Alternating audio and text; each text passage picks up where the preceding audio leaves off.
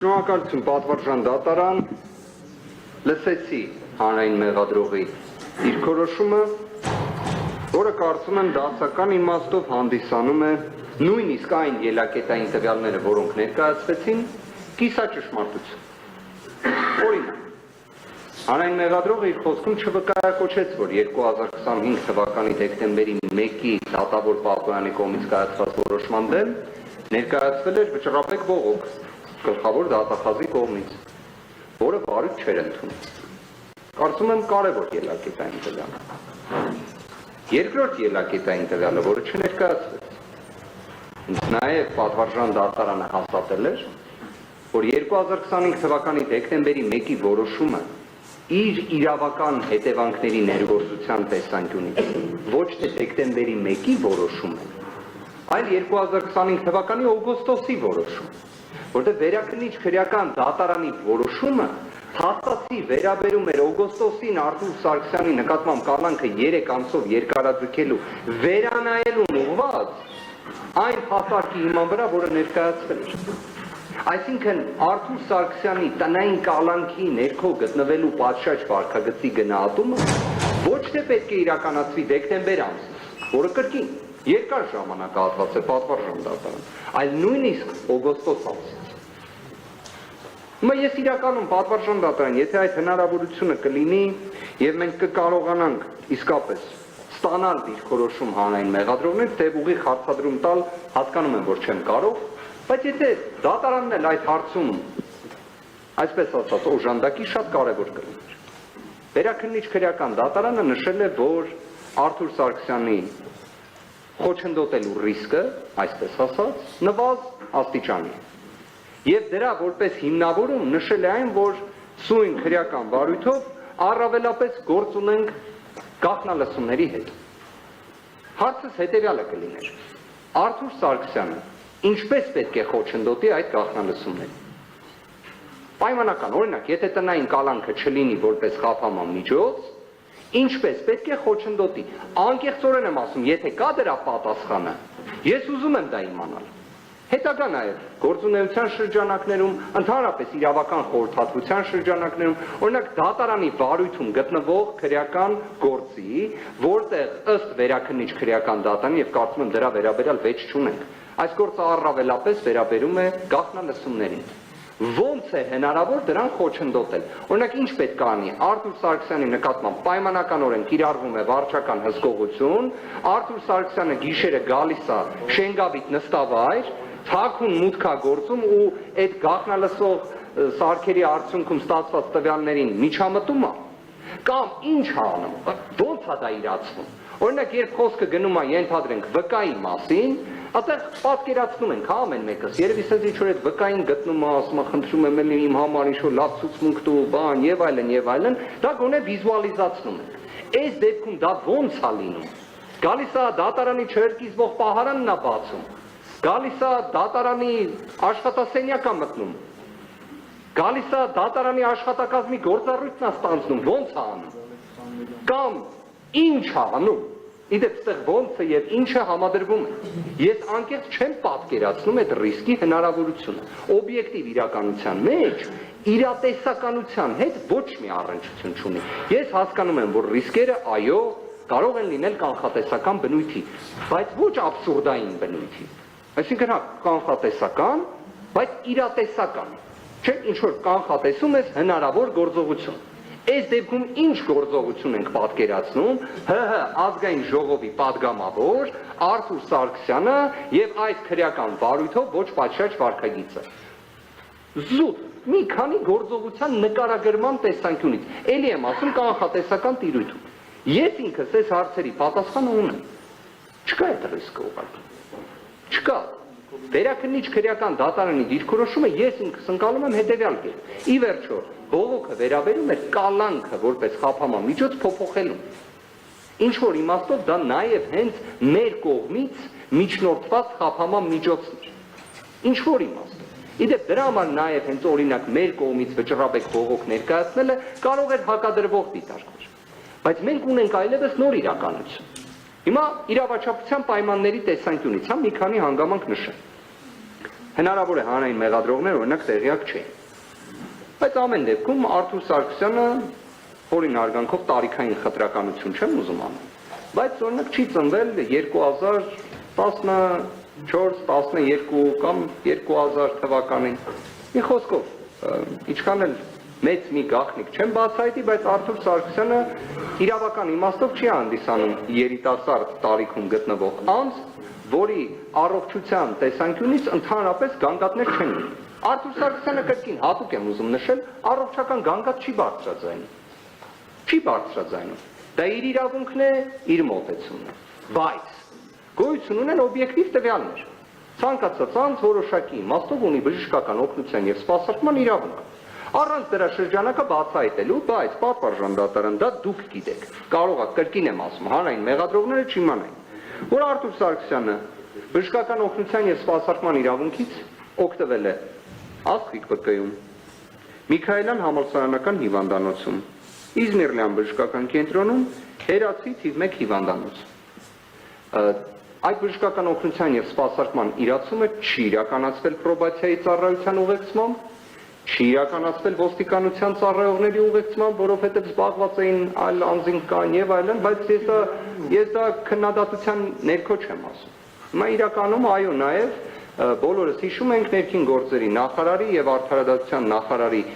քննարկումները հանգեցրել են նրան, որ ոստիկանները տնային կալանքի ներքո գտնվող անձանց չեն ուղեկցում բժշկական հաստատություն։ Պրոբացիայի ծառայությունն էլ դեռևս չունի բավարար կարողություն ընդհանուր առմամբ նշվածը ապահովելու համար։ Արդյունքում մարդկանց բժշկական օգնության եւ սպասարկման իրավունքը թողնվում է բախտի քմահաճույքին։ Օրինակ կամ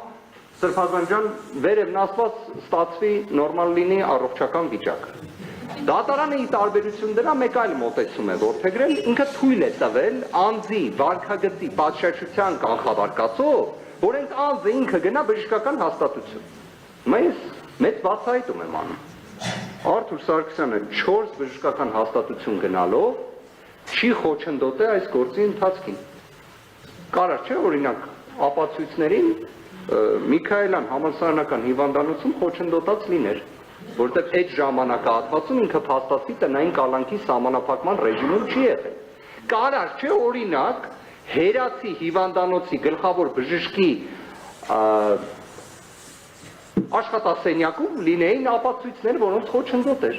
եւ փոխվեր այս ամբողջ գործի ընթացքը։ Գլխից վեր փոխվեր ամբողջ ընթացքը։ Այդ ռիսկերը ենթադրում եմ տեսել են հանրային մեղադրողները, բայց փարատելու հնարավորություն դեռ չեն տեսնում։ Չնայած 4 անգամ առանց ոստիկանների, առանց պրոբացիայի ծառայողների ուղեկցմամբ անձը լքել է տնային կալանքի կրման վայրը։ Իր պատասխանատվությամբ այցելել է ԲԿ, ոչ մի ոչ պատշաճ վարքագիծ չի դրսևորել, վերադարձել է տուն։ Իսկ ինչի համար օրինակ չկա ոչ պատշաճ վարքագծի տվյալ։ Առաջին, Արթուր Սարգսյանը ունի բավարար իրավագիտակցություն։ Արթուր Սարգսյանը ունի ներկայացուցչական մանդատ, դրանով ինքնին իր վարքագծի մեջ բնականաբար կաշկանդված է։ Եվ երրորդը, Արթուր Սարգսյանը ունի մի հետաքրքիր առանձնահատկություն, որը իհարկե վերաբերելի է նաև սույն վարույթով անցնող այլ անձանց։ Արթուր Սարգսյանը ոչ մի առնչություն չունի այս քրեական վարույթի հետ։ Արթուր Սարգսյանի ենթադրյալ մեղադրանքը մի հանգամանքի վրա է կառուցված, որ ինքը սույն դատական նիստերի դալիճում գտնվող շատ մարդկանց հետ ունի մտերիմ հարաբերություններ։ Նույնիսկ արել է այն, ինչը այս քրեական վարույթով փաստացի քրեականացվում է։ Արթուր Սարգսյանը խոսել է։ Պատվարժան դատարան, իսկապես այս քրեական վարույթի առանձնահատկություններից մեկը նա է, որ ինքնին դիալոգը անկախ դրա բովանդակությունից, բայց քրեականացվել է Հայաստանում։ Այսինքն մեր բոլոր հայրենակիցները պետք է իմանան, որ երկխոսության մեջ մտնելով կարող է նաև մի օր հայտնվեն մեղադրյալի աթոռին։ Անկախ նրանից այդ երկխոսությունը 2 անձի միջև է, 3 անձի միջև է։ Արթուր Սարգսյանը որևէ կերպ առնչություն չունի իրեն մեղսագրվող արարքի հետ, բայց սա պայմանի վերաբերյալ հարց է, որին չեմ ցանկանում անդրադարձ կատարել այս փուլում։ Մյուս իրավաչափության պայմանը։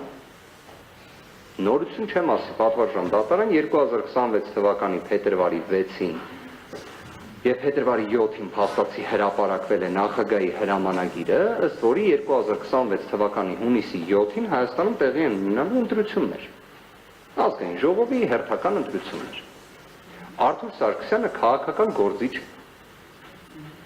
Երբ նշում եմ, որ պատգամավոր է, դա նաև իրենից ենթադրում է իր քաղաքական գործունեության հանգամանքը։ Ինքնին խափանման միջոց չպետք է հակադրվի անձի քաղաքացիական եւ քաղաքական իրավունքների իրացմանը, որոնք երաշխավորված են թե Հայաստանի Հանրապետության սահմանադրությամբ, թե նաև միջազգային դաշնագրով Հայաստանի Հանրապետության կողմից վավերացված։ Հիմա այս պայմաններում Արթուր Սարգսյանի խափանման միջոցը այլևս չի կարող զուտ ձևական առումով դիտարկվի պատվարժան դատարան, այն պետք է դիտարկվի բովանդակային իմաստով։ Բովանդակային իմաստով ես գտնում եմ, որ Արթուր Սարգսյանի գործունեության սահմանափակումը այս դատարանին վերածելու է մեկ այլ քողարկված կամ ակնհայտ նպատակ հետապնդող մարմնի։ Այսինքն ինչի համար այս դատարանը պետք է ինչ-որ իմաստով միաձուլվի քաղաքական օրակարգի հետ, պետք է զերծ լինի դրանից։ Հենց դատական իշխանության կարևորագույն առաքելություններից մեկը հանդես գալն է որպես առանձին պետական իշխանության ճյուղ։ Հիմա մեկ այլ պետական իշխանության ճյուղի ձևավորման գործընթաց պետք է տեղի ունենա։ Արթուր Սարգսյանի դրանից մեկուսացումը փաստացի առաջարկվում է հանրային մեղադրողների կողմից։ Եվ որը փորձ է արվում հաստատել ձեր միջոցով։ Եվ դուք կարող եք դրան դուրս չտալ։ Անկեղծորեն ուզում եմ հասկանամ, օրինակ, սույն քրեական վարույթով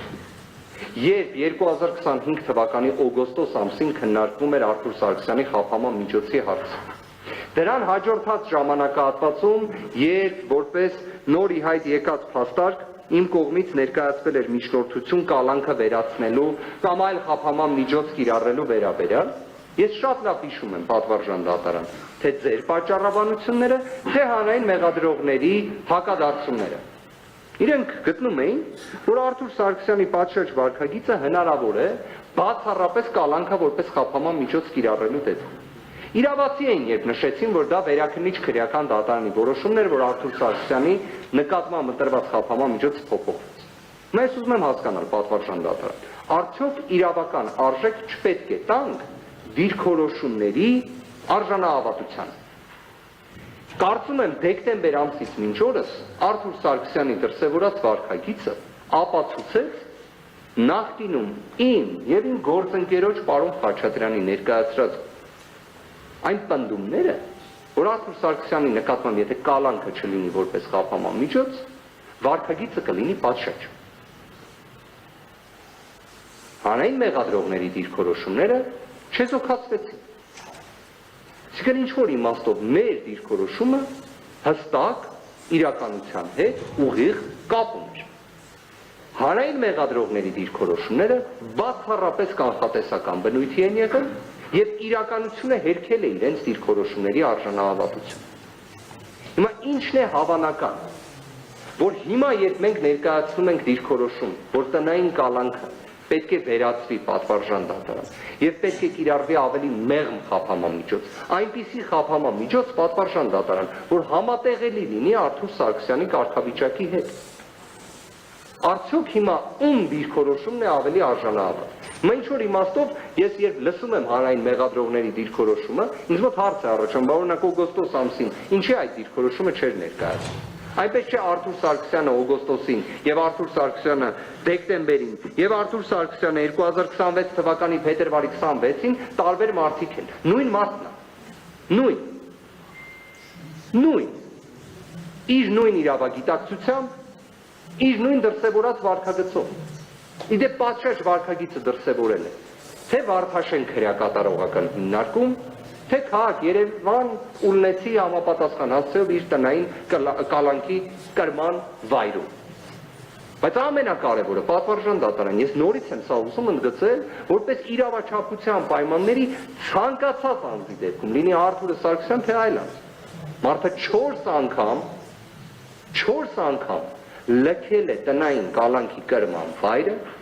ըստ իր կողմից երաշխավորած սահմանված ժամկետներում պահպանելով այդ ամենը վերադարձել է տուն։ Պրոբացիայի ծառայության մեջ զգուշացրել է նախքան տնից դուրս գալը, վերադառնալով էլ կրկին զգուշացրել։ Բայց նույն կառուցակարգը, եթե լինի ոչ թե 4 անգամ, այլ պայմանական 90 օր։ Ինչ է լինում դրանից։ Ինչն է փոխվում։ Փոխվում է մի բան։ Տնային կալանքը չի վերածվում որպես պատժիչ գործիքի եւ Արթուր Սարգսյանի քաղաքացիական եւ քաղաքական իրավունքների ընդունման հնարավորությունը լինում է։ Չեմ կարծում, որ խորին հարգանքով իհարկե այլ գործընկերների նկատմամբ, բայց այս փաստարկը ելնելով Արթուր Սարգսյանի ներկայումս էլ падգամավորի կարգավիճակ ունենալուց բացառիկ փաստարկ է։ Վերջինս ներկայացուցչական մանդատով օժտված անձը, որը 8 ամիս է, չի կարողանում այն իրացնել։ Լավ 8 ամիս խափանման միջոցի ինտենսիվության պայմաններում որն է այն գերակայող արժեքը, որ այս խափանման միջոցը պահպանվի։ Հավասարակշռման տեսանկյունից որն է այն տվյալը, որը չեզոքացնում է այս դիրքորոշումը։ Պատվարժան դատարան հարցի կարևորությունը պատկերացնելու համար մենք չենք վկայակոչում ընտանեկան դրության հետ կապված հանգամանքները, որոնք բացահայտված են։ Դատարանը առավել քան պատշաճ տեղեկացված է դրանից։ Դրանից բխող դժվարությունները եւ այլն։ Բայց Արթուր Սարգսյանը իր այս երևի 5 տարիներով հենց ձևակերպեմ, որովհետեւ սա առաջին անգամը չէ, որ ապօրինի հետապնդվում է Արթուր Սարգսյանը։ Փորձը կա, դրաշրջանակներում դրսևորած վարքագիծը կա, կամքը կա, վճռականությունը կա, պատվարժան դատարան։ Ուղղակի այստեղ հարցը ուրիշ մի իրավիճակի է հանգում։ Տնային կալանքը կամ ընդհանրապես խափանման միջոցը, զուտ խափանման միջոցը, թե նաև քաղաքական գործընթացի խափանման միջոցը։ Քաղաքական գործընթացի խափանման գործիք է։ Այս տվյալին պետք է գնահատական տրվի։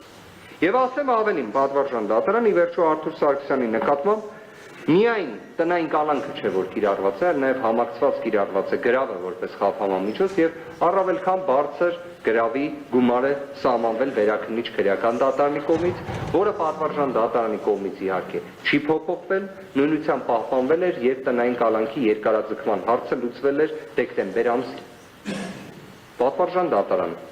ես գտնում եմ, որ այն գրավի չափը, որը կիրառվել էր,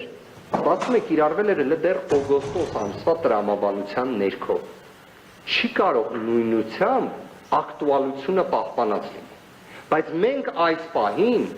դիրքորոշում գրավի չափի նվազեցման չենք ներկայացնում։ Այսինքն նույնիսկ պատրաստ ենք խափանման միջոցի ավելի մեղմման ուղղված որոշման դեպքում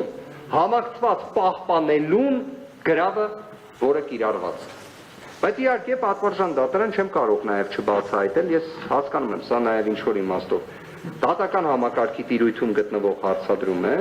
բայց մենք ներկայացրել ենք դեռևս դեկտեմբեր ամսվա դատարանի կողմից 3 ամսով տնային կալանքը երկարաձգելու որոշման դեմ հատուկ վերանայման բողոք, որը վերաքննիչ դատարանը վարույթ է ընդունել եւ որոշել է այն իրականացնել գրավոր ընթացակարգով, դատական ակտի կայացման օրել նշանակվել է մարտի 5-ը։ Ես այսօր եմ ստացել նշված որոշումը, կարող եմ նաեւ փոխանցել դատարանին,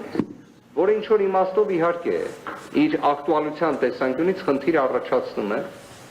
բայց նաեւ դատարանի հայեցողության տիրույթում է գնահատել այս ամենը, որտեղ հիմա ստացվում է, թե օրինակ վերաքննիչ քրեական դատարանը բավարարում է մեր կողմից ներկայացված բողոքը,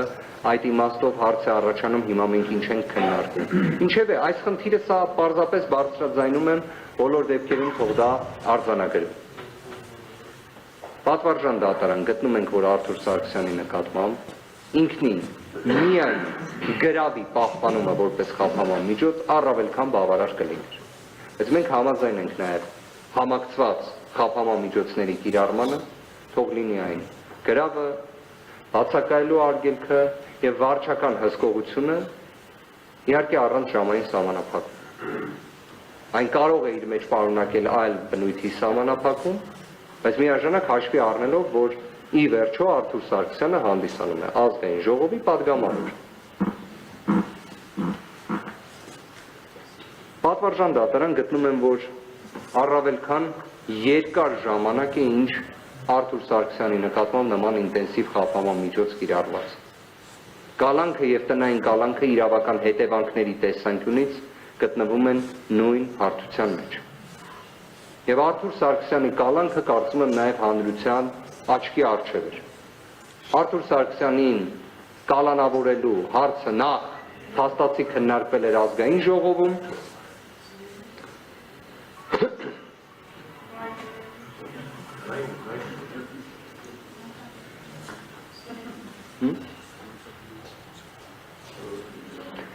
Արթուր Սարգսյանի խափանման միջոցի հարցը չէր քննարկվել բոլորի հետ միաժամանակ։ Այստեղ շատերը կարելի ասել մի քանի ժամվա տարբերությամբ ի սկզբանե կալանավորվել էին։ Քանի որ Արթուր Սարգսյանի դեպքում արկա էր հենց նույն ազգային ժողովի պատգամավորի կարգավիճակը, խափանման միջոցի հարցը նախ քննարկվեց ազգային ժողովում։ Ինչ որ իմաստով նաև կարելի ասել հենց ազգային ժողովում էլ որոշումը կայացվել էր, որտեղ այն քաղաքական բնույթի որոշում էր, այսինքն օրինակ բոլորը գիտեին, որ Արթուր Սարգսյանը կալանավորվելու է։ Իդեպ Արթուր Սարգսյանը իր ելույթում ազգային ժողովում նաև հենց ասել էր, որ վստահաբար իրեն կալանավորել են։ Երևի թե ես այն քիչ մարդկանցից էի, որ մտածում է ինչի տենց պետք է լինի եւ այլն, որտեղ ինչ որ իմաստով միշտ լավատեսությունը պահպանում եմ, բայց Արթուր Սարգսյանը ճիշտ էր։ Իրեն կալանավորել էին եւ փաստացի մինչ օրս էլ կալանավորված է։ Ես կարծում եմ ի վերջո կարելի է անել այնպես պատվարժան դատարան, որ Արթուր Սարգսյանը սխալ դուրս գա։ Կարծում եմ իսկապես եկել է այդ պահը, որ իրավունքը ճիշտ դուրս գա, այլ ոչ թե այլ կարծիքը, որը հաճախ իրականության հետ իհարկե ուղիղ առնչություն է ունենում, ելնելով, որ իհարկե սա երկրորդ քաղաքական հետապնդումն է Արթուր Սարգսյանը։ Պատվարժան դատարան անկեղծորեն եմ ասում, եթե գրավի հետ կապված հարցը լինի, որը կարող է նաև հենց ավելի, այսպես ասած, զսպող հանգամանքը լինել, եթե դատարանի հայեցողությունը գրավի չափի սահմանման տեսանկյունից անհրաժեշտ համարվի իրացնել, թող իրացնի։ Բայց տնային կալանքը որպես խափանման միջոց վերացվի։ Սա է պատվարժան դատարան, շնորհակալ